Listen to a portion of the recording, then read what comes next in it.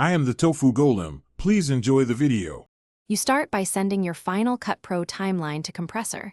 Export XML only if you need sequence-level control. Once your timeline appears, add it as a new job and immediately pick the closest preset. ProRes for mastering, H264 or H265 for delivery. Make sure to set a clear destination path and job name so you can find files later. This avoids overwriting.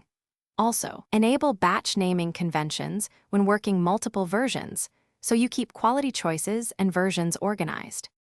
Next, you refine the encoding parameters. Change frame size and frame rate to match client specs. If upscaling, choose quality-preserving filters.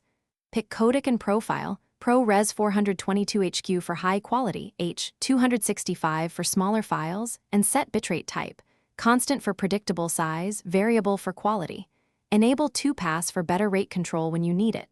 Adjust audio, sample rate, bit depth, and channel layout. Once done, add any needed filters, deinterlace, color space transforms, or loudness correction, so the file is delivered. Finally, submit the job and monitor progress in Compressor's activity window. Jobs queue, encode, and finish. Watch for warnings. When encoding completes, open the file and verify metadata, color, frame-accurate edits, and audio sync.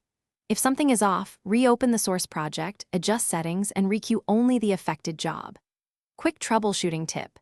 If color shifts or artifacts appear, switch color space handling in Compressor to Rec. 709 and re-encode.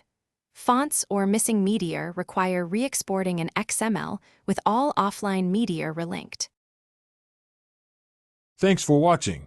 Consider subscribing if we helped you today.